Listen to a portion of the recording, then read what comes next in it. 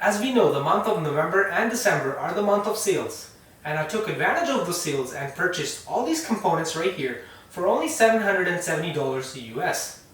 Some of the components that I chose might not be the latest or greatest, but they still deliver great bang for your buck, especially when you can find them on sale. And that's just what we have got here in front of us. Let me go over all the components that I chose and why I chose them. You might be wondering, why didn't I go with a different GPU which costs less and deliver more performance? Well, the answer is, I wanted my GPU to be able to encode and decode AV1 and be able to run NVIDIA Broadcast to remove the background. So this GPU is actually not a bad choice for streamers. For the CPU, I picked out the i5-12600K because it's cheap, it's reliable, it supports DDR5, and motherboards for the CPU are also relatively cheap compared to the AMD counterparts. If you are in the market for a DDR5 motherboard for a LGA1700 CPU, look no further because this motherboard not only supports DDR5, but it also supports PCIe Gen 5 for the graphics card slot. You got USB 3, 3.2, Gen 2 headers, and you got onboard Wi-Fi 6E, which makes it a great choice for our i5-12600K. For the system memory, I went with the TC Crate DDR5 32GB dual channel kit running at 6000 MHz as CL30. Since the i5-12600K doesn't produce a lot of heat, 120mm cooler is sufficient for the CPU, so I went with the cheapest white RGB cooler to match our white RGB case. Thermal paste is usually the cheapest part of a PC build, but it matters the most, so we went with the MX4 thermal compound from Arctic. And we also got this blazing fast Western Digital Black 1TB drive, which is going to be plenty for Windows and our games. You know what they say? Never cheap out on your power supply, and that's what we have done here. We went with the MSI Mag A750GL PCIe 5 power supply, which is 80 plus gold rated. And it is future proof because we got the ATX 3.0 compatibility and it's ready for PCIe 5.0. All our components right here are gonna be housed inside this MSI case, which is the MSI Mag PANO M100R PZ MATX case. I went with this PC case because it has great airflow, it comes with 4 aRGB fans pre-installed, you get 270-degree view from the glass, and you got USB-C 3.2 Gen 2 header on the front along with your regular USB Type-A port. Now we're gonna go ahead and unbox all our components and put them together.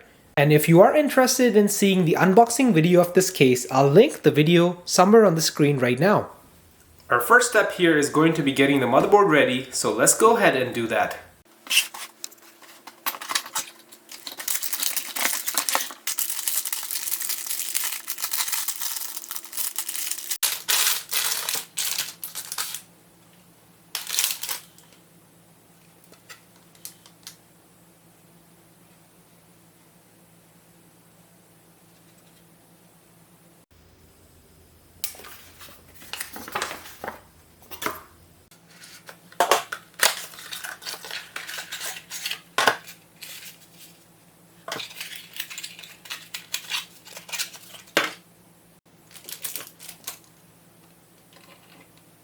When you're installing an LGA1700 CPU, match the arrow that you see right here on the chip, on the edge,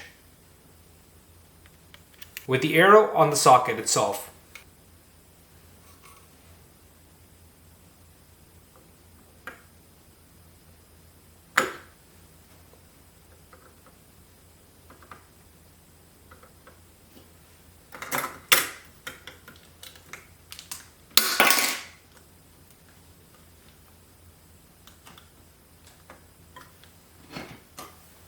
The most crucial step is done. Now we can move on forward to installing the RAM and then the NVMe drive.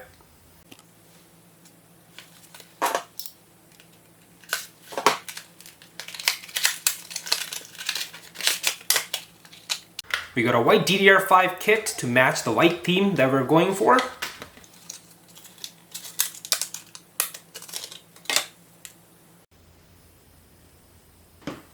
we're going to be using the first slot and the third slot.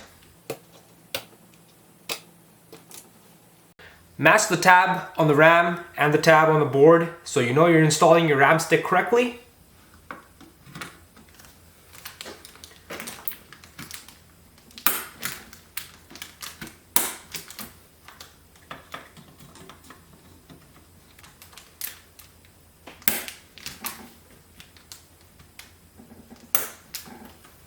Now we can move on to the NVMe drive.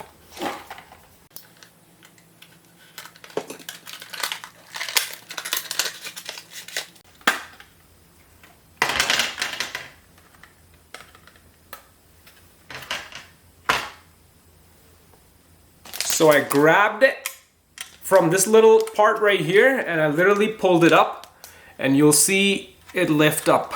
It does require some force. I got it completely out, so you just pull up on this and it should pop out. Now we'll install the NVMe drive and we'll insert this latch back in.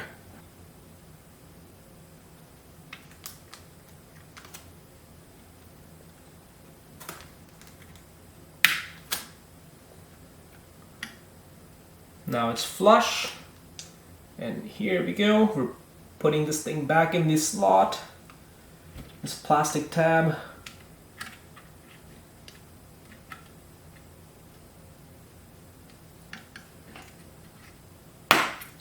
And you just heard that sound, that means it's locked in. This is what the board looks like after we have installed the RAM, CPU, and the NVMe drive.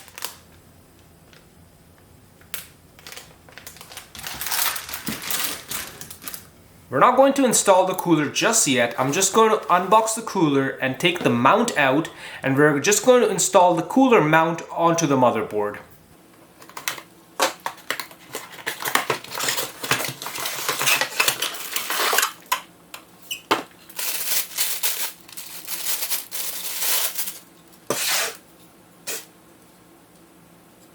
There is a film on there that you need to peel before you install the cooler onto the CPU, so don't forget to do that. So here's all the stuff that comes with the cooler.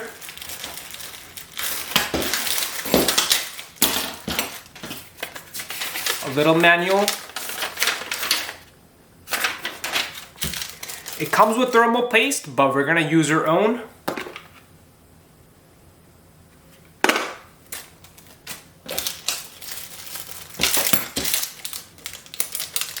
So right off the bat, we're gonna move the stuff away that we don't need. For example, the AMD screws and the older Intel socket stuff. Don't need that.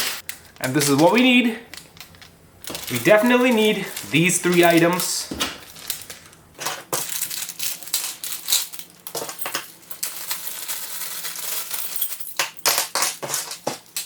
And these are the items that we're gonna use to mount our cooler.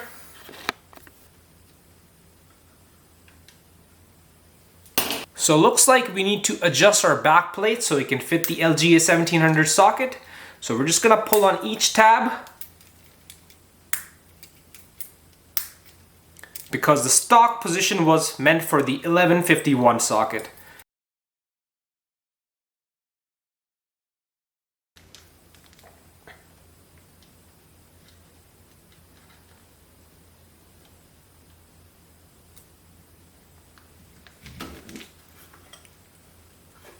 Now our backplate is installed. Let's mount the top hardware.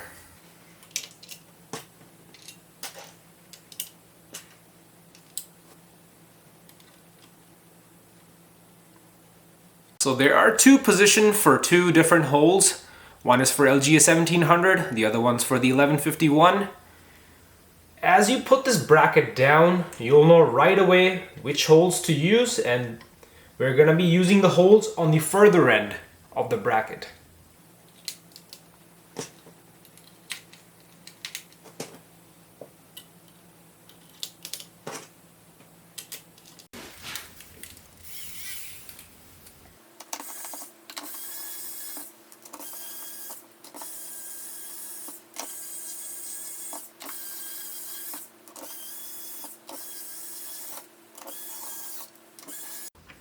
Do not over tighten these screws, you'll know when to stop.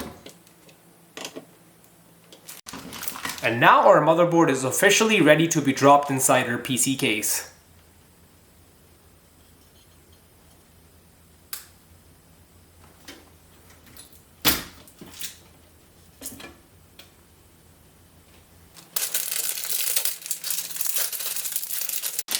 Edges on this is very sharp, so be careful. And of course, install it in the correct orientation.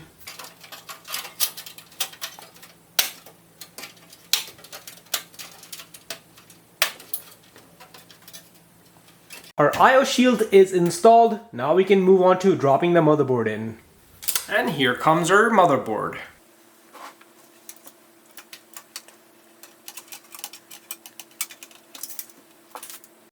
This is the hardware that came with our case.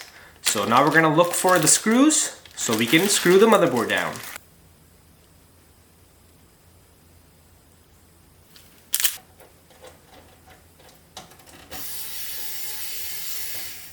Do not tighten all the screws all the way. Just get them all in first and then go in a cross pattern to tighten the motherboard so there is even force all across the board.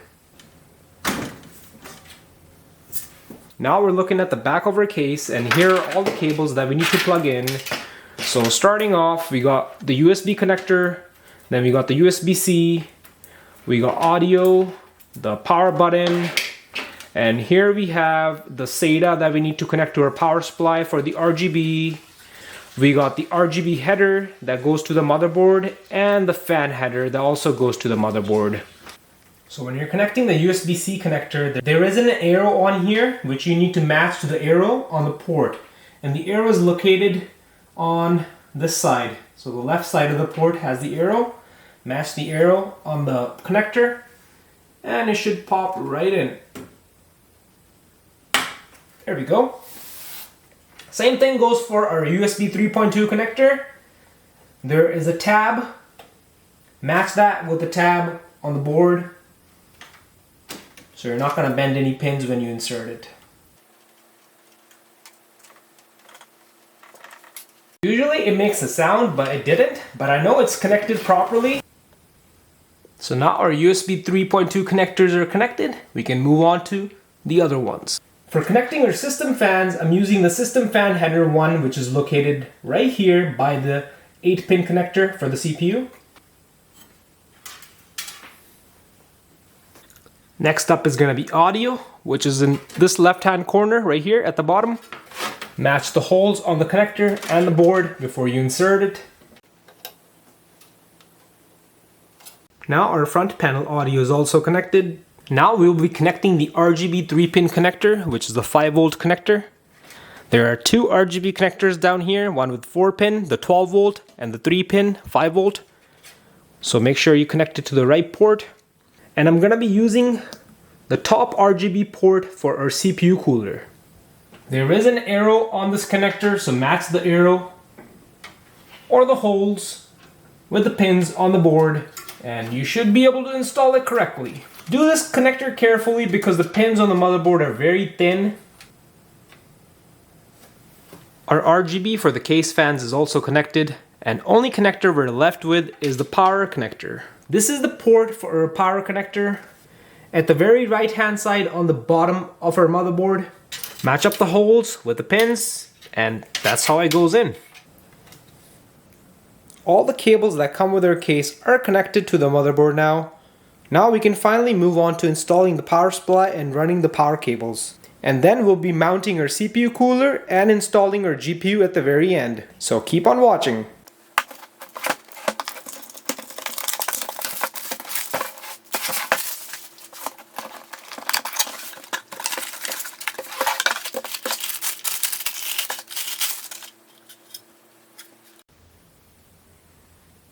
This smells like a power supply.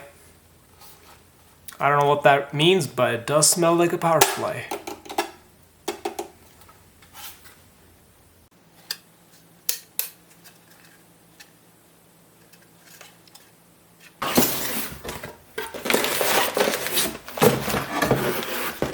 Very nice case for the cables.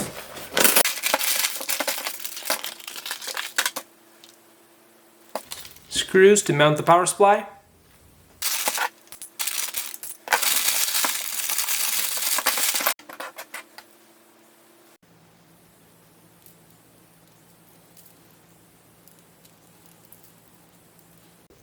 Really nice connectors on here. I like the quality. Don't know how they'll hold up though, but we're not going to be needing this cable anyway because our GPU doesn't require it. But it's good that we have it in case we upgrade our GPU in the future to the one with PCI 5.0. We got the cable. So we're gonna need the 8-pin cable for the CPU, the 24-pin for the CPU, 8-pin for our GPU, and the SATA cable for the RGB. So when installing the 8-pin for our CPU, how do you figure out which end goes onto the motherboard and which end goes onto the power supply? The one that goes onto our motherboard actually says CPU, and it's a double clip. 2 4-pins connected together, and the one that goes onto the power supply is just a single clip, and it doesn't say anything.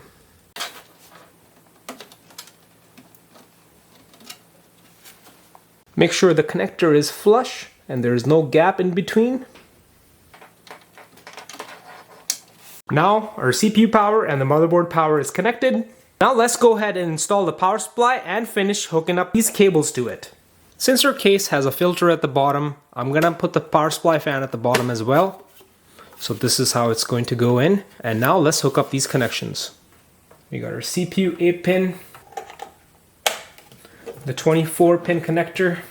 So the bigger part goes here and the smaller part goes right here. ATX 24-pin, ATX 24-pin. So these two. Make sure it clicks in.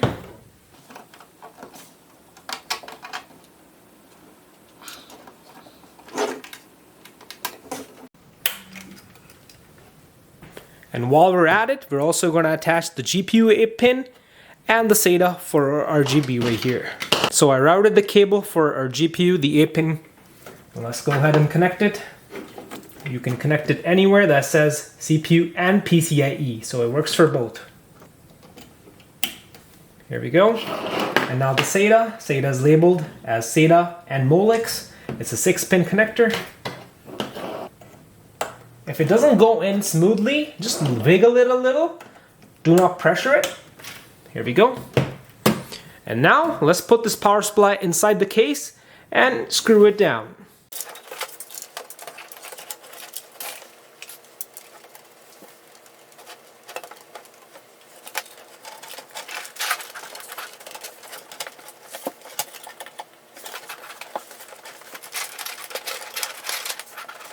This is why I connected these connectors before pushing the power supply inside the case, because after the power supply is in, you're gonna have a difficult time figuring out which connector goes where, so do that before.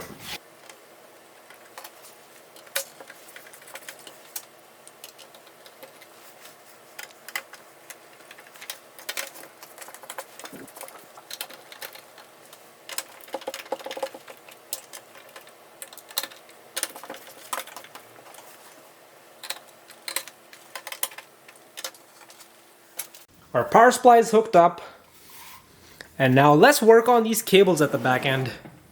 And now we're gonna connect our RGB power to the SATA.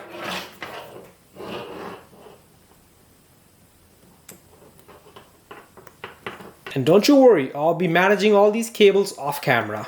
This is not my proudest cable management job, but hey, looks much better than before, and it's gonna be covered with the panel.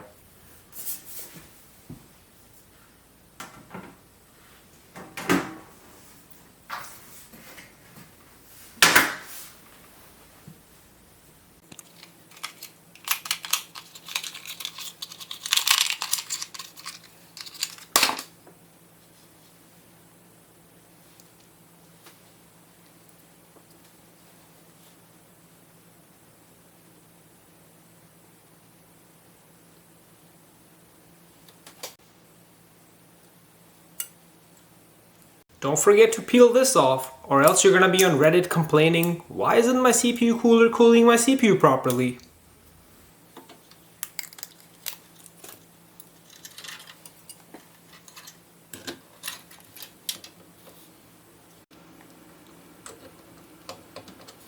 Go back and forth between the screws so there's even pressure on the cooler, which will help spread out your thermal paste evenly. I really like coolers where you don't have to remove the fan to screw them down. It just makes everything so convenient. The screws will auto stop when the cooler is fully tightened, so you don't have to worry about that. Our cooler is now installed. Let's go hook up the cooler fan cable and the aRGB cable. Our CPU fan header is right here, right beside our RAM stick.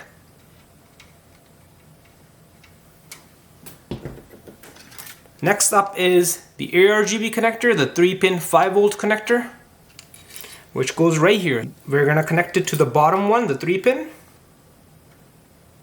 There we go. And now let's tuck these cables away. Here comes the moment everyone's been waiting for. Let's go ahead and install our GPU.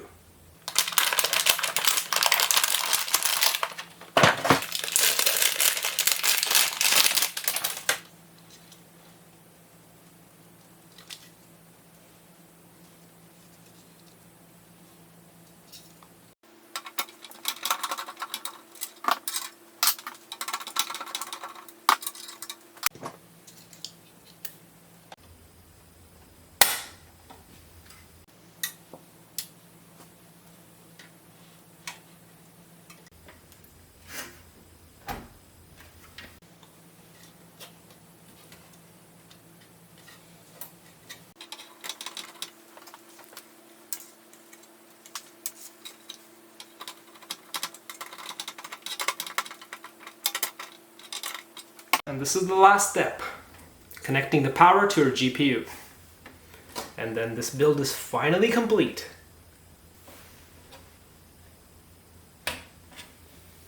This build is now complete and I cannot be happier. Let me go ahead and give you a 360 of the whole PC.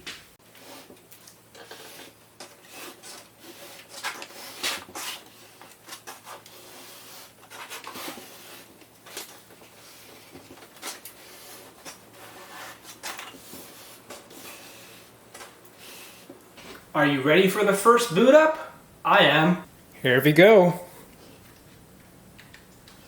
I think I forgot to turn on the power supply. Alright, here we go. Wait, what? Oh, I just didn't press it hard enough. That looks really pretty.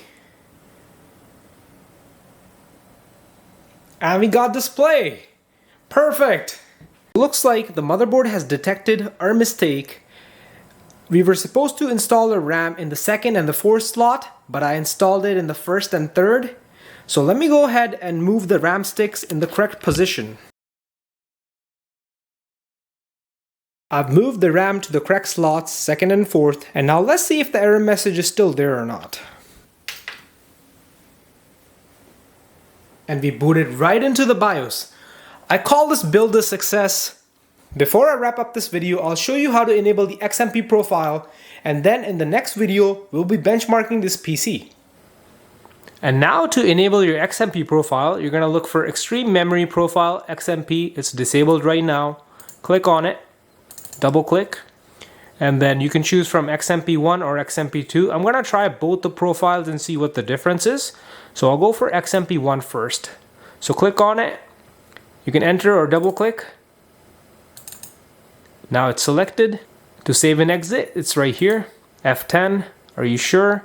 Only thing we have done is enable our X.M.P to X.M.P1. Are you sure? Yes. And that's how you enable your X.M.P profile. And earlier I forgot to turn this on, so we're gonna turn on the Resizable support. Since our GPU is supported, that's all you gotta do here.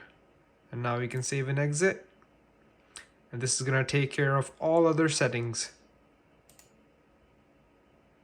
And now we can go inside GPU-Z and double check if our ReBAR is working or not.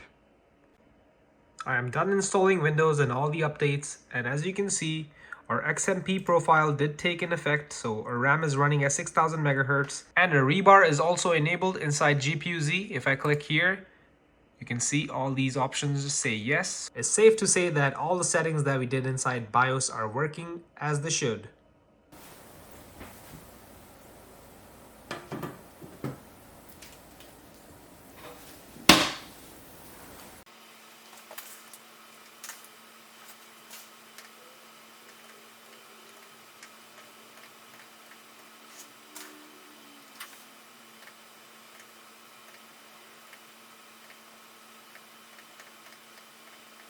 And yes, you can control the RGB for the CPU fan through the motherboard software.